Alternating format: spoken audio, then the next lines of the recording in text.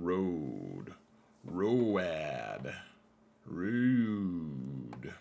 Road.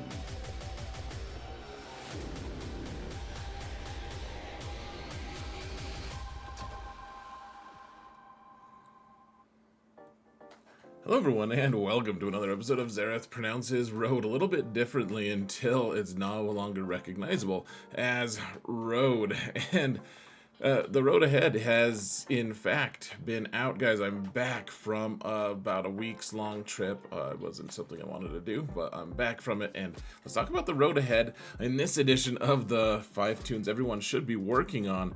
I do this every month, and I try to change the characters out a little bit, but it's just a discussion on what to farm. Let's, real quick, folks, say thanks to my patrons. You guys are awesome. Thank you guys so much for everything. And guys, if you want to support this channel for free, please remember to hit that sub button, like, subscribe, comment, do something like that to mount the algorithm, guys. It helps immeasurably. Thank you guys so much for all of your support. So let's talk about what's going on in the road ahead, folks. There was a lot that happened. We're not going to touch on everything. You don't need my commentary, and you don't need me to tell you what things are the dumbest things ever. You already know, or you've already made your opinion cemented in your heart and have decided not to listen to anything. So what we're gonna do is look at it in terms of what should we be farming. And so what are the things that are going on? Like, we're gonna skip the Gungan faction. I know that people love it, they hate it, they whatever. If you want to do well in the raid, if you want to have a good squad in the future, you'll farm the Gungans. But there's no characters other than them that you're gonna have to farm. So what do we have to farm for here, folks? The first one that they mentioned was the Rise of the Empire bonus zone, or the bonus node, or whatever you want to call it. And they've mentioned which characters are going to be required. We have, obviously the newer ones, so Bo-Katan, Dark Trooper, Moff Gideon, Sabine Wren, because these are all characters who are presumably going to be part of the Rebels segment in, what is it, season 3 or 4, where they go to Mandalore, they rescue Sabine's dad, they release Mandalore from the shackles of the vile Imperial government, and then they put Bo-Katan into power, I think the second time. I think she's already been ousted once, and then eventually Moff Gideon goes in and ousts her again. She just keeps she keeps, it's like some kind of disease you just can't get rid of. They keep reinstating Bo-Katan. Everyone's like, gosh, do we have any better options? But the idea here, folks, is Phoenix Squadron in Rebels. Obviously, they're probably going to be part of that. Dark Trooper Moff Gideon is also going to be part of it, apparently, which is weird because he comes along way later, but that's fine. I mean, it's a new character, so it's not weird in that sense. And then, obviously, Bo-Katan and her light side squad of people, and then probably Gar Saxon and Imperial Super Commando, frankly, because they're part of it, folks. They are, in fact, part of that show and part of that segment, and I'd be surprised if they aren't required on some level for it. The Naboo raid is another one that we should talk about, and this is kind of interchangeable with the next slide as well, which is the Queen Amidala is getting a release. But what characters are required? Galactic Republic. So these are factions, I guess. Galactic Republic, Jedi, Separatists, and of course Gungans. That's how it's spelled, guys. It's not gun squared. It's Gungans. We've just been pronouncing it wrong, apparently. Gungan. So, what do we need here? I mean, your guess is as good as mine in terms of, the factions. There's not going to be every single Jedi. It's probably going to be limited to select Galactic Republic Jedi. Just the ones that are kind of more involved with the Naboo stuff, maybe some Jedi Council members or something, and then obviously Galactic Republic. Who knows? Maybe Padme will be there. Separatists, probably just the droids though. My guess is, because this is before the Separatists were actually a thing. The Trade Federation has a bunch of droids, so maybe not B2 yet. Who knows? I mean, B2 maybe, but almost certainly that character Stap. And then of course Queen Amidala's character, or her team, she's going to come with 2 other Galactic Republic faction characters. I mean, I would be surprised. I would be really surprised if it wasn't Panaka and Baby Kenobi. I mean, they're characters that people have asked for a long time, and it would be a little surprising if we didn't get them. Which is probably, I mean, it'd be nice because Kenobi's would be like a character that would fit nicely onto a Qui-Gon team. He'd have good, presumably, I'm just assuming here, but you would think he'd have good synergy with Qui-Gon, and you'd have like, you finally, for a long time, the best Qui-Gon team was really uncomfortable to play because you needed Snips, and you needed Jedi Knight, Jedi Master, whatever, not the Galactic Legend, the other one, General Kenobi, maybe. There's too many Kenobis, guys. But can Obi stop having new characters be released? Here's the thing, folks. Qui-Gon is that team just keeps being stronger. Keller and Beck obviously makes this team stronger, and this way Snips and General Kenobi can go back to their roots with Jedi Master Kenobi, and we could have their own team. I mean, this is all speculation, obviously. So the question is, what 5 characters do I think are safe here, folks? These are just speculative teams that have kind of shown, like, what could we possibly be using? So let's jump to the game, and we'll talk about what 5 characters do I recommend people be working on. So in terms of the Rise of the Empire bonus zone, first off, I'm going to say I think this is going to be a character unlock node. They've talked about it from the very start. They've said, okay guys, there are like a couple different options for different bonus nodes. You can have, for Rise of the Empire, territory battles. You can have one where you just get special missions and you get some like loot and stuff, or you could maybe have like a character unlock, or you could have, it's not always going to be stars. My guess is there's not going to be stars on this node.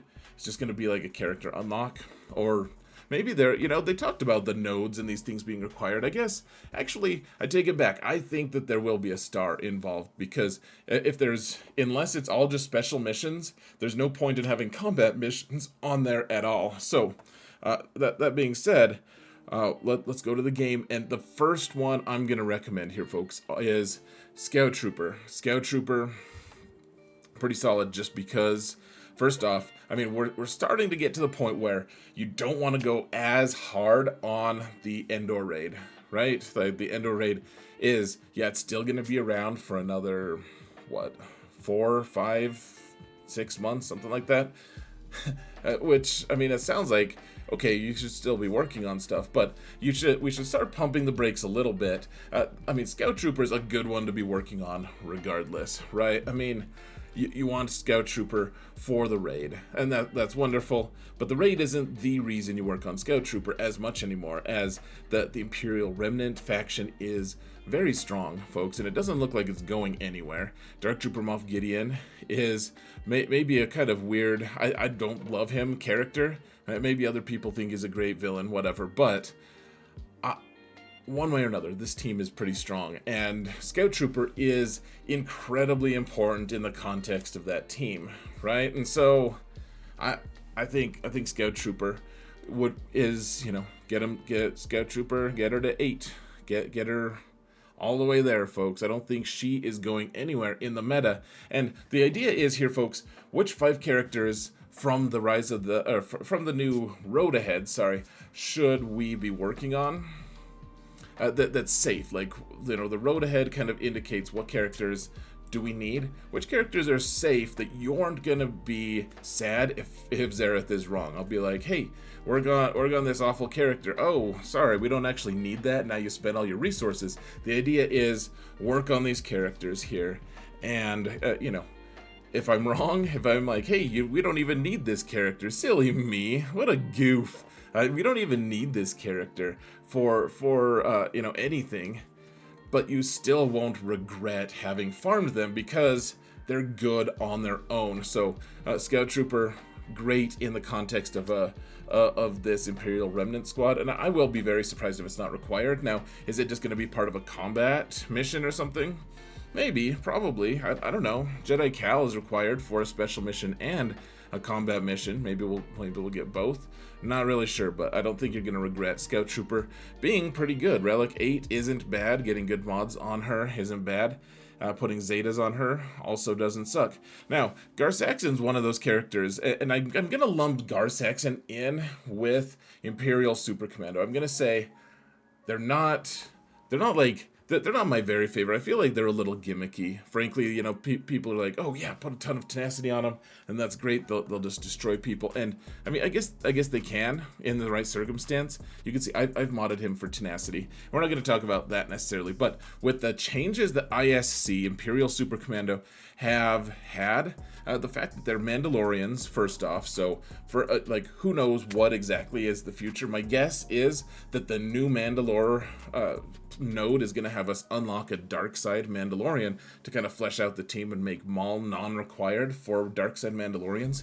That's just my guess, but one way or another, Garsaxon and ISC do well on their own anyways. They work really nicely with Maul, and they're a good, like, ISC and Garsaxon just destroy a lot of stuff. In fact, guys, if you can actually find, you know, like General Skywalker, they do a pretty good job on him. You just have to find a way not to get dazed or stunned, hence all of the tenacity. So it's their ship is really nice as well. Of course, I guess I should warn you guys, there is a counter out there kicking around that lets Empire counter Profundity, which is the second best fleet, and if you get him to super high relics and ISC to super high relics, then the Gauntlet, their ship, does not get to go as often, or he gets to go more often, but it goes earlier than it should in terms of pacing and, you know, this overall speed that you want to be setting for all of the speed goals that you're setting for your ships. So one way or another, guys, yeah, I think he's worth working on, and you're not going to regret it. In my opinion, he's not required for anything. You can obviously skip him, but it's a thing that most big guilds are starting to require. In fact, for territory wars, and I don't see him going anywhere. Frankly, I think Mandalorians are going to be pretty central to the meta, and I think we'll have a light side and a dark side team that are both, I don't know, right around Afra level power, maybe a little more. We'll see. So, the next one, I'm going to say, and I've said this a million times, guys, but Mace is a character that people should be working on. I think he's a pretty obvious choice to be part of the raid, frankly, the new Gungan raid, the whatever it's called, because they say Jedi. Which Jedi show up in the Phantom Menace? Mace Windu is one of the most prominent characters there. Like, yes, he's in other things. He's not a main character in this movie, but if they're gonna require Jedi, it's not gonna just be like, oh, Qui-Gon and like one variant of Kenobi and that's it. Like, they're gonna have more than that, and I think Mace is one of them. He's obviously like a capital ship pilot, whatever, doesn't matter as much, but keep working on him, guys. He wants to be on all the teams right now. He is, ever since his rework, he's been really good. He just does so many things. I mean, ability block on basic, he does stun with this thing, and he removes turn meter, he does all that stuff, he passes turn meter to people, the shatter point ability is really good. He's just a really good character who wants to be on a ton of different squads. If you're not working on Mace, I don't know what's going on with you guys. I think Keller and Beck is another one, folks, and so you can farm him now even if you don't have him at 7 stars, guys. A lot of guilds are saying put the Omicron on him anyways. He is amazing in territory wars. He destroys a ton of stuff, and he's basically the Qui-Gon team, just without Qui-Gon in territory wars, but destroys a lot of stuff with his Omicron. I have admit Relic 8 here, but a lot of guilds are saying, guys, even if he's only 3 stars, get him to gear 11, put as much protection on him as you can, and then throw his Omicron on him, and he's good to go. He's a character, I think, he's also the future, guys. A lot of guilds are going all in on Beck, and I mean, not only is he, it makes so much sense to me, work on this guy because he's also a requirement for Bo-Katan Mandalore, right? And so he's going to have a place. I think as a Galactic Republic Jedi, I would not be surprised at all to find out that he's part of the requirements, or not requirements, but part of the useful characters for the Naboo raid. I think that's going to be that's possible. If he's not part of the Naboo raid, he's still amazing in territory wars, still pretty good in GAC, and if we do get the junior Kenobi to go with Qui-Gon, and have that awesome synergy between Padawan and Master, Keller and Beck probably just contributes a whole lot to that team in GAC, and maybe in territory wars as well. I don't know what the teams are going to look like, obviously, but it seems like he's got multifaceted use suddenly, guys. As a Galactic Republic Jedi, those guys are always good, but the fact that he can buff his team with a unique is pretty important. And just because there's a lot of characters out there, a lot of teams that can just use his unique abilities. See what I did there? To destroy things. He can totally use his little trainer ball thing to destroy people. It's gonna be epic, guys. And then finally, the final one, I want to make sure you guys understand. I think Stap is going to be important. Maybe he won't be a requirement character. I will be so surprised if he's not going. I think he's going to be pretty central to what we're doing in the future. You can say I don't have mods on him. I haven't bought a single shard for him yet, but don't neglect this farm. We talk about it every time, and at this point, the people who are watching this know what I'm going to say. I think you should be farming him immediately once he's farmable. Whether you should light whale or not, I don't think he's going to be urgent. I don't think there's going to be like, oh my gosh, we need him very soon. I do think he's going to be a character that we're going to need for the raid. We're going to need for the optimal, eventual Grievous squad. And I think he's going to be important, guys. I really do.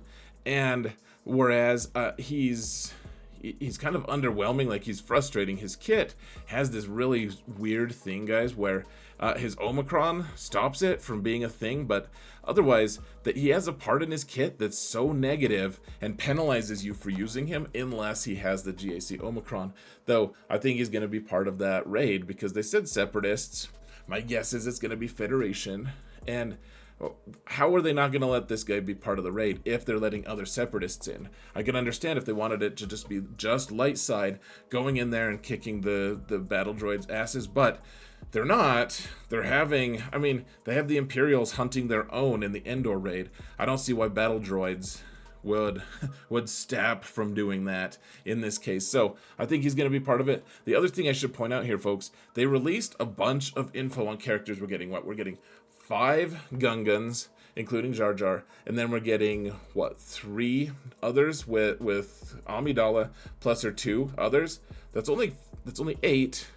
And I know that's a lot of characters, and you're going to need a lot of Chirotech. Start hoarding that, guys. But the other thing I want to point out, they announced 0 dark side characters. There will absolutely be other dark side characters, and probably some ships as well mixed in. They just haven't released them. And my guess is that we might get one more character to boost that Grievous squad, because it just doesn't seem like Stap is going to do it on his own. Well, I guess we'll see. I'm excited to see what he does in this 5v5 for the people who have already wailed an Omicron on him. But anyways, I think that's it. That's the squad. I have my list from January. You can see up top here. None of these guys are things you should take lightly, but I do want to make different characters for each month, even if we have some repetition along the way. So that's February of 2024. Guys, who should be on this list, though? What, in your opinion, is the most urgent farm that you need? You need to be farming to get Bo-Katan unlocked, and you need to be farming to be getting ready for that new raid. And yeah, I want to hear what you have to say. So thank you all so much for watching, and remember that in all things, Zareth prevails.